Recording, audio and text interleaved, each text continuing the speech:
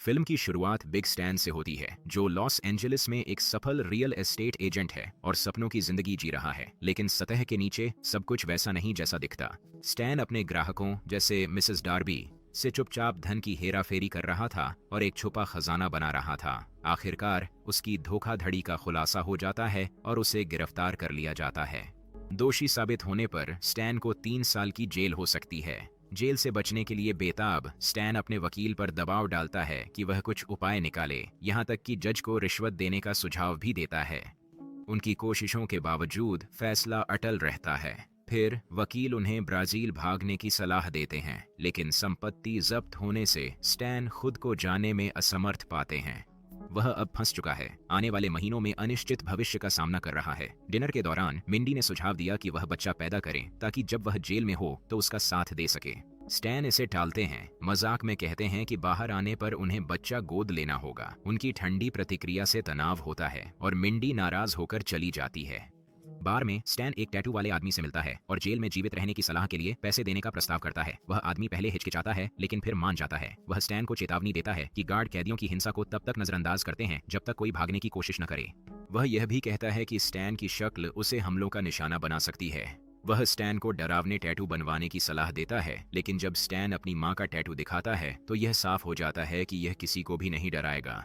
वह स्टैन को सलाह देता है कि सुरक्षा के लिए जेल के किसी गिरोह में शामिल हो, जो अक्सर नस्ल के आधार पर बंटे होते हैं। जब स्टैन किसी गिरोह में फिट नहीं होता तो वह आदमी एक अंतिम उपाय बताता है, किसी को मारकर सम्मान कमाएं। अगली सुबह हैंगओवर से जूझते हुए उसने सोचा कि यह सब एक बुरा सपना था। उसकी चिंता बढ़ जाती है जब मिंडी उसे याद दिलाती है कि जेल अभी भी सामने है। सांत्वना देने के उद्देश्य से मिंडी उसका हौसला बढ़ाती है, उसकी मजबूती और समस्याओं का समाधान निकालने की क्षमता को याद दिलाती है। जेल की तैयारी में जुटा स्टैन गहन व्यायाम करता है और सख्त दिखने के लिए टैटू भी बनवाता है। कराटे कक्षा में जाते हुए वह अधीर हो जाता है। धीमी प्रगति से निराश वह प्रशिक्षक को चुनौती देता है, जिससे एक छात्र से लड़ाई होती है और उसे बाहर कर दिया जाता है। बाद में वह मास्टर नामक एक बूढ़े व्यक्ति से मिलता है जो दीवार में छेद बनाकर स्टैन को प्रभावित करता है। स्टैन निराश। To learn self-defense and toughness deepens. As his sentence nears, Stan invites the mysterious master to stay and meet Mindy, hoping the tough training will prepare him. During dinner, Mindy tries to keep things light, but the master's cryptic tone unsettles her, leaving both feeling panicked. The next morning, Stan is awoken by blood dripping onto his face, and the master orders Mindy to make a bizarre smoothie from ox pancreas and horse testicles, which Stan must drink. The training is grueling and bizarre. The master hits Stan with a flaming stick, and when Mindy tries to intervene, Stan tells her to run, insisting it's man stuff. On other days, he's hung by his skin to test his pain tolerance and forced to eat disturbing foods like scorpions in a brutal attempt to toughen him up. Meanwhile, Mindy becomes increasingly agitated by the chaos and the master's erratic behavior, especially his constant smoking. Eventually, she demands Stan kick the master out. In a twisted attempt to show Mindy the depth of his fear, Stan stages a break-in, locking all the doors to make it seem like someone is about to assault her. The charade unfolds, but the tension between them reaches a breaking point, pushing them both to the edge. Afterward, Mindy leaves Stan, but the master remains unfazed, even pleased that her absence means more intense training. For 5 months, Stan endures grueling exercises without rest, pushing himself beyond his limits. By the end, he shocks the master by defeating him in combat. His final test comes when he returns to karate, where he was once thrown out. This time, he easily overpowers the instructor, marking the completion of his transformation.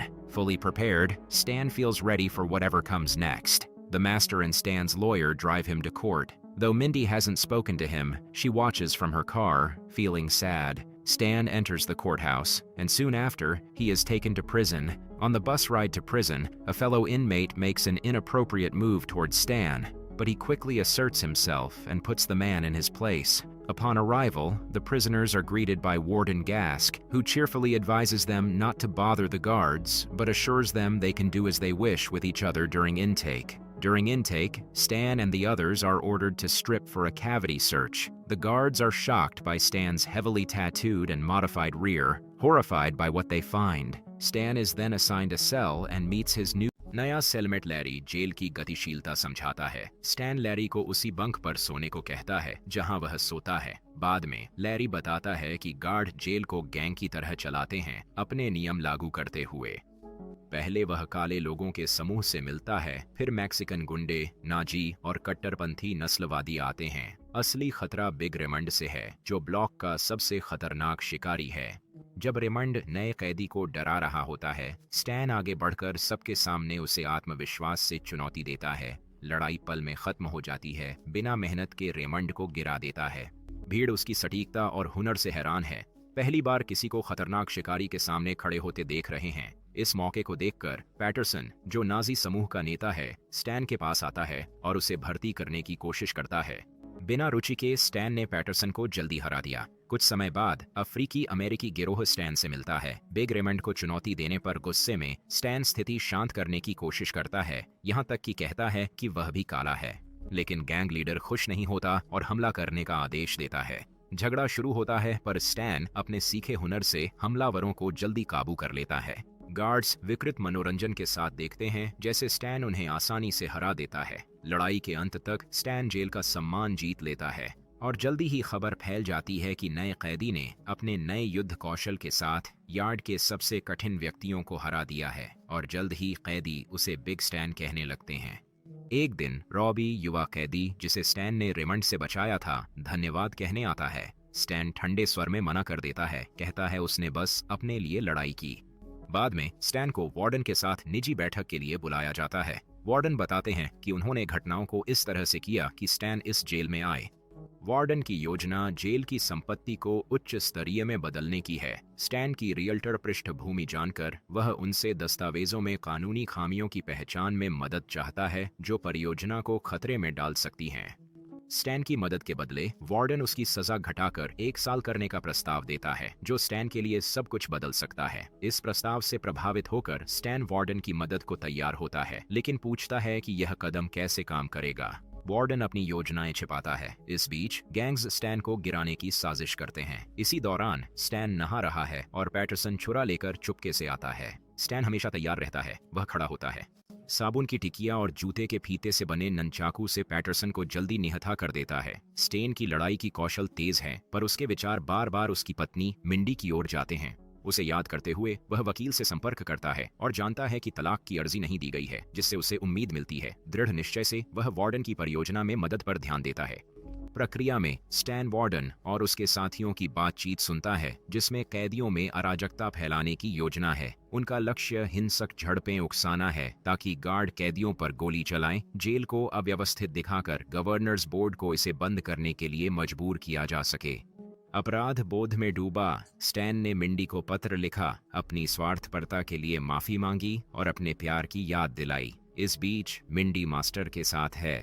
कैदियों के उसे मारने की चाह के बावजूद stand को warden की योजना रोकने और सबकी सुरक्षा का कर्तव्य लगता है। अगले दिन वह जेल में बैठक बुलाता है। वह हिंसक वीडियो गेम और फिल्मों पर प्रतिबंध लगाकर शुरू करता है, उन्हें बुरा प्रभाव बताता है। फिर एक महत्वपूर्ण नियम पेश करता है कि कोई भी शारीरिक हमला बर्दाश्त नहीं होगा और जो पकड़ा जाएगा उसे उसके सामने जवाब देना होगा। पुरुष बड़बड़ाते हैं, लेकिन स्टैन उन्हें सहमति से संबंध बनाने के लिए प्रेरित करते हैं। यह विचार अजीब लगता है, फिर भी वे अनिच्छा से इसे आजमाने के लिए मान जाते हैं। अगले दिन दोपहर के भोजन पर रॉबी और कुछ पुरुष स्टैन की मेज के पास आते हैं और बिना हमले के नियम के लिए धन्यवाद देते हैं। स्टैन इसे नकारते हैं, कहते हैं कि यह सिर्फ नियंत्रण का तरीका है, लेकिन रॉबी उनकी कठोर छवि के पीछे देखता है और समझता है कि स्टैन सच में उनकी भलाई की परवाह करते हैं। इस बीच बिग रेमंड, जो अब अपने नए बॉयफ्रेंड के साथ खुशहाल है, एक शांतिपूर्ण भोजन का आनंद ले रहा है जो स्टैन के हस्तक्षेप से संभव हुआ। फिर स्टैन को अपनी पत्नी मिंडी से एक पत्र मिलता है जिसमें वह अपनी गलतियों के लिए माफी मांगती है और सुलह की उम्मीद जताती है।